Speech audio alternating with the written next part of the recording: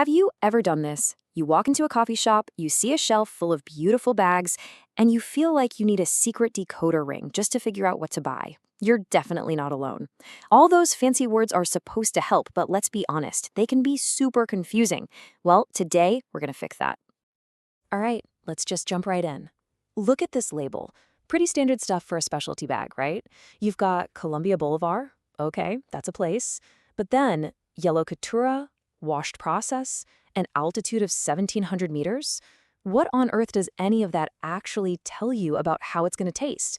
Right now, it might seem like gibberish. But stick with me, and by the end of this, you'll know exactly what you're looking at. So here's our game plan to crack this code. First, we'll talk about the main coffee families. Then, we'll dive into the amazing world of Arabica. We'll look at how coffee gets from a cherry to a bean, and then we'll learn the language of flavor. And finally, you'll be able to read that label no problem. Okay, so where do we even begin? Let's start with the absolute basics, the plant itself. And here's a wild thought. Pretty much every single cup of coffee you've ever had, or probably ever will have, comes from just 3 main species. That's it. Just 3. And those 3 are Arabica, Robusta, and Liberica. Now, Liberica is super interesting, but it's pretty rare.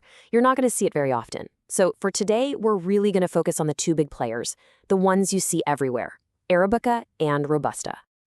And believe me, the difference between these 2 is night and day.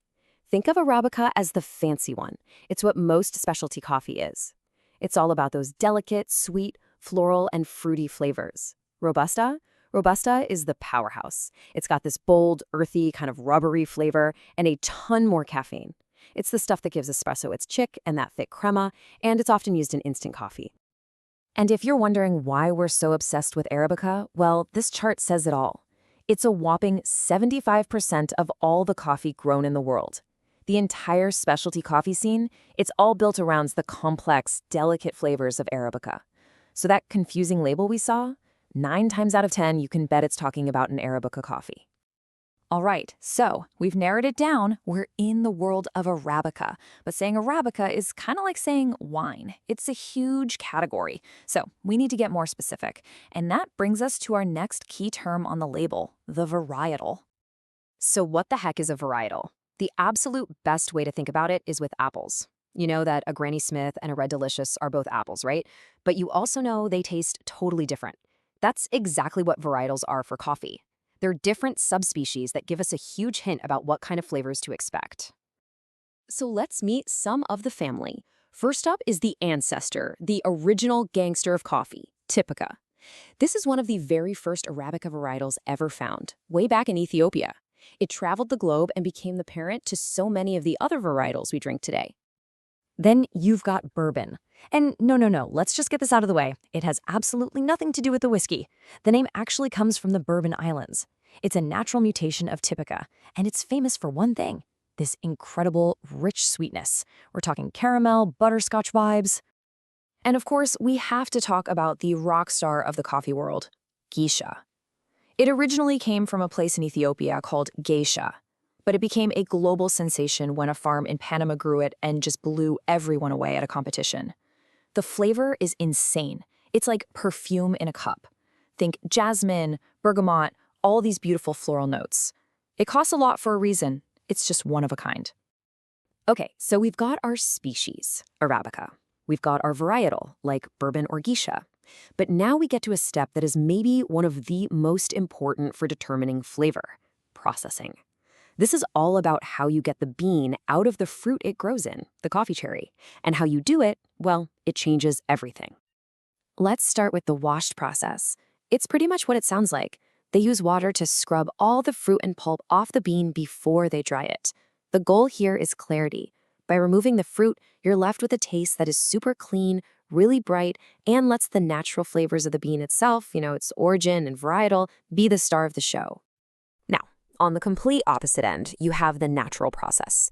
This is the old school way of doing things. They just pick the whole coffee cherries and lay them out to dry in the sun, fruit and all. Think about it like making a raisin.